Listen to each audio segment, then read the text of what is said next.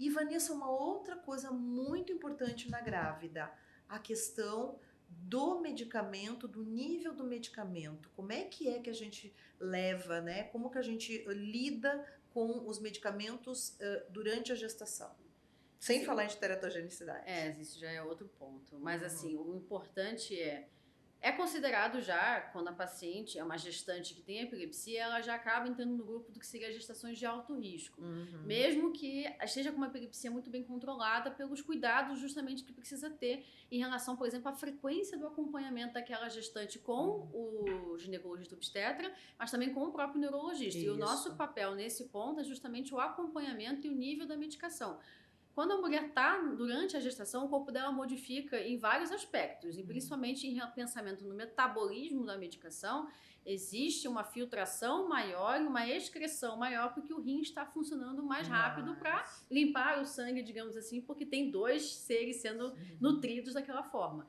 Então, existem algumas medicações que podem interferir na dose justamente por esse metabolismo mais acelerado e a excreção mais rápida. Então, existem alguns remédios que a gente precisa manter um acompanhamento bem mais próximo, né? E também medir essas medicações no sangue, porque acaba mostrando se precisa de algum ajuste ou não, além do controle. Qual que é o pior? O maior principal deles é a lamotrigina, acaba entrando, que às vezes, inclusive, é uma questão que tem que entrar em conjunto com o ginecologista, porque precisamos chegar em doses, às vezes 2, 3 vezes o nível do que aquela paciente começava, pelo efeito hormonal que acontece na gestação e na filtração renal com a lamotrigina. E na própria interação. Né? Inclusive num preparo pós-parto, inclusive, que é quando o nível do hormônio, né, acontece uma modificação muito grande, que tem uma queda muito abrupta, e isso interfere no metabolismo daquela medicação, que já tem que ter sido uma redução mais rápida do que faria normalmente. Em segundo, talvez o levetiracetam também teria um papel nessa questão da filtração, do metabolismo, que precisa de um ajuste de dose. Esses são os dois principais. Mas do restante também, como temos outras questões, por exemplo, no primeiro trimestre, a gestante pode ter muita náusea, muito vômito, isso também pode alterar a absorção das medicações orais, então a gente precisa ter esse acompanhamento próximo durante todos esses períodos. Eu acho que isso, né, resumindo, é justamente, principalmente a lamotrigina, eu acho que é o pior, e isso que tu falou, quer dizer assim, às vezes a gente triplica a dose e tu tem que, logo a seguir do parto, a gente precisa retirar e diminuir justamente pelo risco dessa mulher acabar tendo uma intoxicação, porque aí o bebê saiu, o negócio cai, e aí, né? Bom, e o parto, Vanessa? Como é que é a questão do parto? Todas essas mulheres têm que fazer cesariana ou elas podem ter um parto normal? Esse, talvez pensando no tema gestação, é o segundo mito mais comum. O primeiro é se posso ser mãe, e o segundo é eu sou obrigada a fazer uma cesariana. A gente sabe que a decisão sobre a via de parto não vai, de certa forma, tem algumas observações que a gente vai fazer mais à frente, mas de forma geral, não interfere você ter epilepsia e ter que ter uma via de parto preferencial. Essa escolha da via de parto vai ser principalmente uma decisão obstétrica por outros contextos, posição fetal, história pregressa de outras gestações, algum risco que vai se desenvolver na gestação que não tenha relação apenas com a epilepsia, então isso precisa ser ponderado. Mas que existe aquele preconceito de que o parto normal pode trazer um risco maior para o bebê caso a mãe venha a ter epilepsia, isso já não é comprovado, a escolha é a decisão da mãe em conjunto com o ginecologista, com fatores externos ao diagnóstico da epilepsia. Agora, se a gente tem uma paciente que está próximo de ter o bebê, né, está programando a via de parto, mas ela está com descontrole de crises e ela tem muitas crises que a gente considera tônico-clônicas generalizadas ou tônicas, as convulsões, aí sim pode ser optado por uma via mais controlada, que seria cesariana, pela questão de que as medicações utilizadas podem impedir que essa crise aconteça durante o trabalho de parto. Perfeito. Mas é essa a observação principal. Do restante, não existe nenhuma correlação. Posso amamentar, doutora? Terceiro mito também mais comum, que é o que vem em seguida, que é justamente poder amamentar. E sim, principalmente para o bebê, é um grande benefício ele fazer a amamentação quando viável, né? Ele tem um desenvolvimento melhor com a amamentação. Crescimento então cognitivo não é exato, também, né? E o desenvolvimento como um todo. E a decisão da amamentação não vai ser contraindicada pelo diagnóstico de epilepsia. A única questão que é uma ressalva que a gente faz é que, dependendo da medicação que a mãe faz uso, parte dessa medicação pode passar pelo leite materno, em algumas crianças pode gerar alguns efeitos colaterais, principalmente sonolência. Fenobarbital, Exato, né? mas mesmo assim não é uma contraindicação à amamentação, existem formas de evitar que isso aconteça e o ideal é que mesmo, a não ser que seja uma sonolência muito expressiva, que faça a amamentação. Agora, um fator muito importante é o seguinte, é que nas mulheres, principalmente com essas crises convulsivas, em que tem uma privação, por exemplo, os fatores desencadeantes de crise, como privação de sono, então a mulher não dorme. Eu tive um caso de uma paciente agora, essa moça, a gente fez a troca, ela usava ácido valproico, trocamos para lamotrigina e já é o segundo bebê dela. E agora o que aconteceu foi que ela, no pós-parto imediato, ela acabou tendo uma quase crise, quer dizer assim, ela começou a ter várias mioclonias e iniciou uma tônico-clônico generalizada mais breve. Por quê? Privação de sono. A mãe fica acordada a noite inteira, né, e não dorme.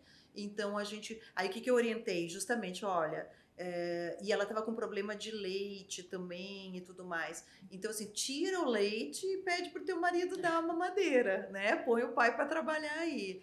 E a outra questão é que, assim, mesmo que ela, se for amamentar, também o risco está num ambiente seguro, numa cadeira protegida, e às vezes com alguma outra pessoa por perto. O banho também é muito importante, onde né? A criança vai dormir Onde vai dormir, para que não tenha, né, normalmente um risco de uma queda do bebê no chão, se eventualmente essa mulher tiver uma crise. Isso é muito importante porque está se criando um vínculo, né? A mãe com o bebê. E isso às vezes pode afetar inclusive a mãe com medo de poder cuidar daquela criança da melhor forma possível.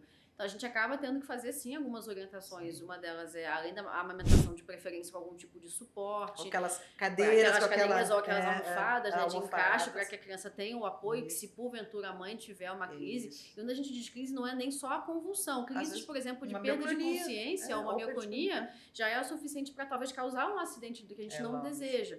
Então, o cuidado com a amamentação, o banho também, ter uma outra pessoa em conjunto para ter uma supervisão, para evitar complicações do banho, como o afogamento, por conta de uma crise, e isso. Dormir, às vezes a facilidade até pela privação de sono, às vezes a mãe dorme com a criança na própria cama. Isso já não é orientado, porque se vier a ter uma crise com a criança ali na cama, pode acontecer um acidente. Então, o ideal é sempre ter um suporte familiar para ter uma supervisão nessas atividades, mas que isso não impede de criar-se o vínculo e as experiências da mãe com o bebê. E ela amamentar o seu filhinho, Exato, amamentar, dar o banho, trocar a fralda, todo esse contexto. Bom, Van, a gente já está chegando no nosso final.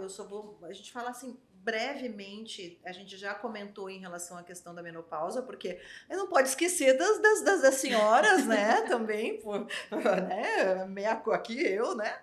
Então, assim, como que é, né, quais são as maiores preocupações da menopausa? Então, assim, a gente sabe que a mulher na menopausa tem uma série de questões hormonais, mas não só isso. Tu tinha falado da osteoporose. Fala um pouquinho, rapidinho, sobre isso. Acredito que nesse ponto a principal questão é a questão hormonal novamente, né? Que obviamente na menopausa nós temos quedas hormonais e isso pode interferir. Geralmente melhora até, né? Até ao contrário, né? Acaba melhorando porque acaba tirando o fator estrogênio. Que é o estrogênio. Que piora tantas outras coisas. Exatamente, aí que entra. Por mais que diminua o efeito do hormônio, que é o principal problema com as medicações, a gente sabe que existem efeitos da menopausa que podem piorar as crises também. Sono, a parte moral, ansiedade, depressão, pode desencadear outros triggers, né? Outros desencadeantes de crise que a gente precisa ficar atento. E os efeitos colaterais daquelas medicações a longo prazo que podem exacerbar alguns efeitos que aconteceriam na menopausa. Que eu acredito que a principal seja realmente a parte da osteoporose, da osteopenia. Talvez pré-menopausa seja a questão da irregularidade menstrual, que também pode começar a acontecer, mas principalmente a saúde óssea, que pode evoluir com outros problemas mais para frente. Então, não esquecer do uso da vitamina D, que é outra coisa importantíssima já desde antes, né?